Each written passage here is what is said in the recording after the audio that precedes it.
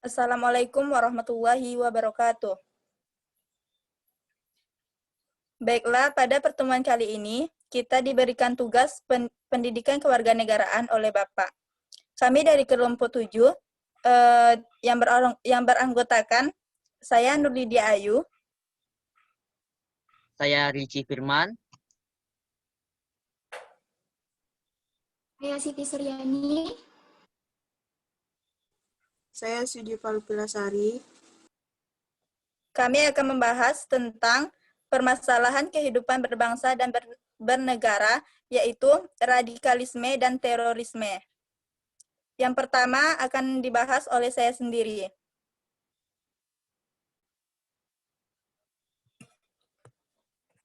Radikalisme dan terorisme. Aksi terorisme dan radikalisme yang terjadi di Indonesia seringkali menimbulkan pertanyaan mendasar mengenai rasa keindonesiaan bangsa Indonesia. Bahasan mengenai radikalisme kemudian menjadi lebih menarik ketika paham radikalisme menjelma menjadi aksi terorisme.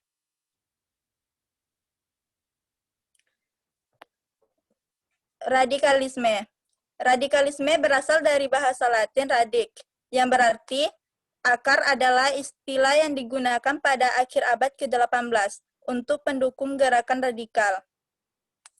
Radikalisme menurut sejarah adalah sebuah kelompok atau gerakan politik yang kendur dengan tujuan mencapai kemerdekaan atau pembaruan elektoral yang mencakup mereka yang berusaha mencapai republikanisme, penghapusan gelar, redistribusi, hak milik, dan kebebasan pers, dan dihubungkan dengan perkembangan liberalisme. Selanjutnya yaitu radikalisme menurut para ahli. Dawinsa, radikalisme adalah sikap dari jiwa yang membawa kepada tindakan yang bertujuan melemahkan dan mengubah tatanan kemapanan dan menggantinya dengan gagasan baru. Horace M. Kallen, radikalisme memiliki kekayaan yang kuat akan kebenaran ideologi atau program yang mereka bawa. Dalam gerakan sosial, kaum radikalis memperjuangkan keyakinan yang mereka anut. Yang ketiga yaitu Dr. Kiai Haji Tarmizi Taher. Radikalisme bermakna positif yang memiliki makna tajdid, pembaharuan, dan islah, perbaikan. Suatu spirit perubahan menuju kebaikan, hingga dalam kehidupan berbangsa dan bernegara, para pemikir radikal sebagai seorang pendukung reformasi jangka panjang. Selanjutnya yaitu faktor penyebab munculnya radikalisme. Yang pertama, faktor kultural. Masyarakat selalu diketemukan usaha untuk melepaskan diri dari jeratan jaring-jaring kebudayaan tertentu yang dianggap tidak sesuai. Yang kedua, faktor emosi keagamaan. Agama sebagai pemahaman realitas yang sifatnya interpretatif. Yang ketiga, faktor sosial politik. Adanya pandangan yang salah kaprah mengenai suatu kelompok yang dianggap sebagai kelompok radikalisme. Yang keempat, faktor ideologis anti-westernisme. Ketidakmampuan mereka dalam memposisikan diri sebagai pesaing dalam budaya dan peradaban. Yang kelima, faktor kebijakan pemerintah. Ketidakmampuan pemerintah untuk bertindak memperbaiki situasi atas berkembangnya frustasi dan kemarahan sebagai orang atau kelompok. Selanjutnya akan dibahas oleh Yani Suryani. Disilahkan. Terima kasih kepada Lydia. Selanjutnya saya akan membahas tentang terorisme. Pertama, pengertian tentang terorisme. Terorisme merupakan serangan-serangan terkoordinasi yang bertujuan membangkitkan perasaan teror terhadap sekelompok masyarakat. Berbeda dengan perang, aksi terorisme tidak tunduk pada tata cara peperangan, seperti waktu pelaksanaan yang selalu tiba-tiba dan target korban jiwa yang acak, serta seringkali merupakan warga sipil.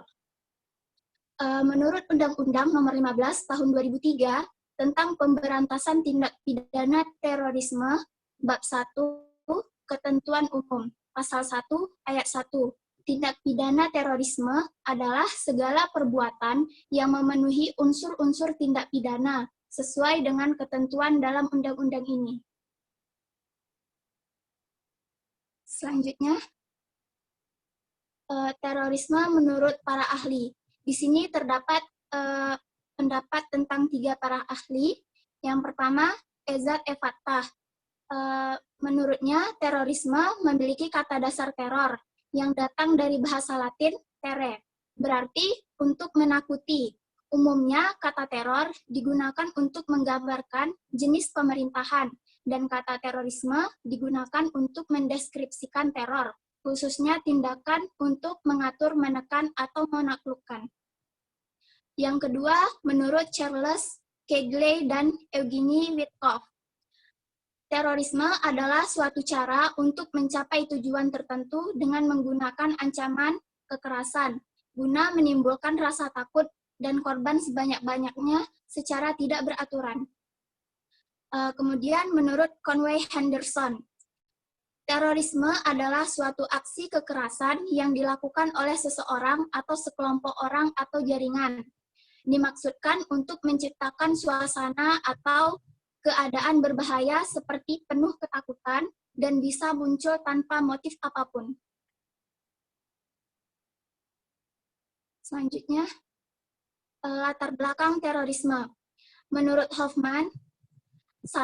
Nasionalis separatis, yaitu sebagai motivasi kelompok separatis dan gerakan otonomi daerah dengan etnik sebagai kekuatan dasarnya. Kemudian religius sebagai motivasi kelompok ekstrim fundamental. Yang ketiga, ideologi, yaitu sebagai motivasi kelompok politik sayap kanan dan sayap kiri di suatu pemerintahan ideologi sebagai motivasi kelompok politik sayap kanan dan sayap kiri di suatu pemerintahan. Yang keempat, isu-isu utama atau single issue, yaitu motivasi kelompok pemerhati lingkungan maupun makhluk hidup. Yang kelima, sponsor suatu negara sebagai motivasi kelompok yang tertekan oleh sebuah rezim pemerintahan dengan cara sabotase dan penyerangan menggunakan kekerasan. Yang terakhir, keterbelakangan mental. Nah, bagi penderita sakit jiwa yang tidak memiliki akal yang sehat, sehingga dapat melakukan kekerasan dengan alasan yang tidak jelas. Selanjutnya, bentuk terorisme. Yang pertama itu ada bentuk terorisme politik, yaitu tindakan yang berdasarkan alasan politik dengan menggunakan perbuatan-perbuatan yang tidak sah, terutama untuk mengganggu atau menimbulkan rasa ketakutan terhadap lawan politik. Yang kedua, terorisme ideologi, yaitu tindakan yang berdasarkan alasan ideologi maupun kepercayaan, sehingga timbul rasa superiority di dalam kelompok tersebut dan menghalalkan segala cara untuk menyebarkan ideologinya. Kemudian yang ketiga, ada bentuk terorisme negara, yaitu bentuk tindakan yang berdasarkan alasan penindasan oleh suatu negara, baik negara sendiri maupun negara luar yang masuk. Tindakan ini dapat masuk dalam kategori revolution atau rebellion. Terima kasih Siti Suryani. Selanjutnya akan dibahas oleh Ricci Firman, yakninya terorisme, radikalisme, dan identitas keindonesiaan. Disilahkan. Terima kasih. Tentang terorisme, radikalisme, dan identitas ke Indonesia, bahasa mengenai radikalisme kemudian menjadi lebih menarik ketika paham radikalisme menjelma menjadi aksi terorisme. Dalam perspektif kritis, setiap gerakan yang berlandaskan paham radikalisme pasti terselubung agenda politik dan kekuasaan tertentu yang dimanfaatkan pihak tertentu untuk menjadikan gerakan radikalisme sebagai aksi teror dan meresahkan. Indonesia yang berdiri secara de facto berangkat dari keberagaman dan dari berbagai segi seolah mendapatkan ujian dikarenakan peristiwa yang mengguncang Indonesia dan dunia. Identitas keindonesiaan kemudian mencari bentuknya lagi. Maka menjadi menarik bahwa salah satu pesan pergerakan terorisme dan radikalisme ini adalah sebuah gerakan penolakan terhadap budaya atau pemikiran yang dianggap berbeda dari kelompok tersebut.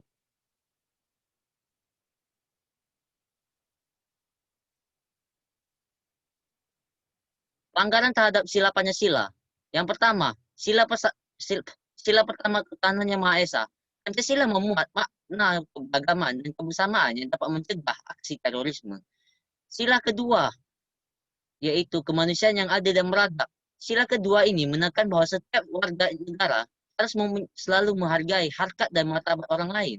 Pengakuan atas harkat dan martabat kemanusiaan, yakni kedudukan dan derajat yang sama, saling mencintai sesama manusia. Yang ketiga adalah persatuan Indonesia. Mengedepan kebangsaan yang bersama untuk persatuan dan kesatuan di antara warga negara Indonesia.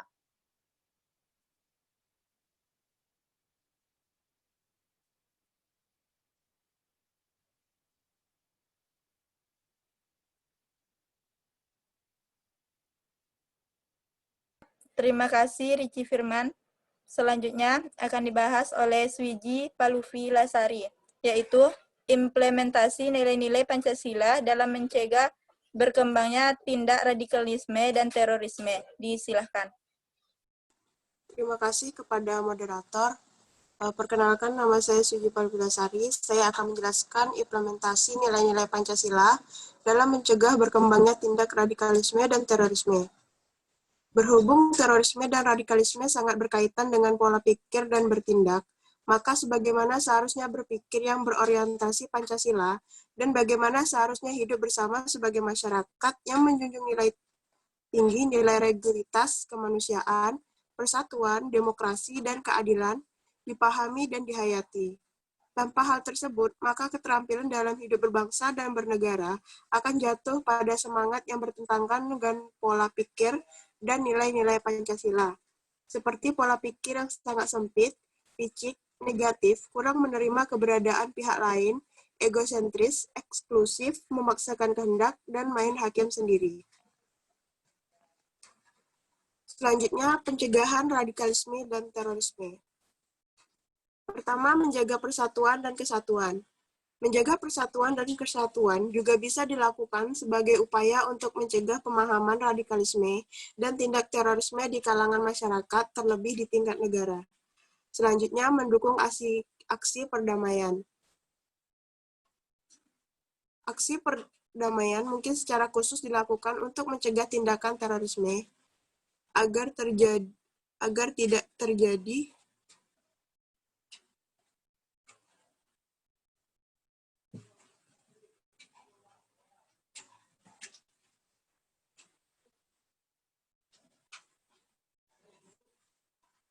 mendukung aksi perdamaian. Aksi perdamaian mungkin secara khusus dilakukan untuk mencegah tindakan terorisme agar tidak terjadi. Selanjutnya, berperan aktif dalam melaporkan radikalisme dan terorisme. Peranan yang dilakukan di sini ialah ditekankan kepada aksi melaporkan kepada pihak-pihak yang memiliki kewenangan apabila muncul pemahaman radikalisme dan tindak terorisme, entah itu kecil maupun besar. Selanjutnya, meningkatkan pemahaman akan hidup kebersamaan. Meningkatkan pemahaman tentang hidup kebersamaan juga harus dilakukan untuk mencegah munculnya paham radikalisme dan tindak terorisme. Yang terakhir, ikut aktif mensosialisasikan radikalisme dan terorisme. Mensosialisasikan di sini bukan berarti kita mengajak untuk menyebarkan pemahaman radikalisme dan melakukan tindak terorisme. Namun kita mensosialisasikan tentang apa itu sebenarnya radikalisme dan terorisme. Sekian yang dapat saya sampaikan. Terima kasih. Kembali kepada moderator. Demikianlah hasil diskusi kami. Mohon maaf apabila ada kesalahan dan terima kasih atas perhatiannya. Kami akhiri dengan wassalamualaikum warahmatullahi wabarakatuh.